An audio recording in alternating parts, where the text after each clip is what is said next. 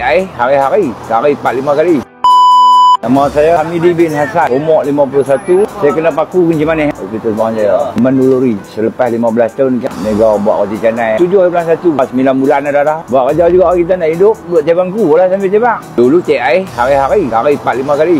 Bawa lori gantung cek air tepi. Tak kira ikut dahaga cek air. Ayat kosong tak ada langsung masa tu. Tak ada kita punya pergerakan. Dulu duduk biasa bawa kereta, pergi tang ni nak pergi port, nak makan apa ya kita pergi. Tapi bila dah kena kerak ni, kita down pun kita tak tunjuk dekat keluarga. Kita rasa diri kita ya. Kita sebagai ketua keluarga kita down. Habis anak-anak bini kita nak kena cari. Saya usaha tak mau nak mengharapkan bantuan orang sangat. 5 bulan juga lah. Tapi saya tak tunjuk ke orang lah. Bila orang main sembang lah, gelak hoa. Apa lah macam tak ada kaki pun biasa lah. Nak buat jalan benda tu orang sana nak ambil. Dia yang bagi dia ambil. Lepas tu pakai tungkat 2. Tapi tungkat tu tempat licin kita letak 8 kali saya jatuh. Cara nak besar dengan tungkat tu. Alhamdulillah lah. Boleh jalan. Kira saya boleh buat kerja lepas ni. Saya ingat kan kata cakap roti canai saya boleh buat. Saya nak buat mi tulang apa semua. Terima kasih kepada Pro BSN Prihatin dan kepada Didi ke Didi. Terima kasih banyak kerana tolong saya bagi dapat kaki.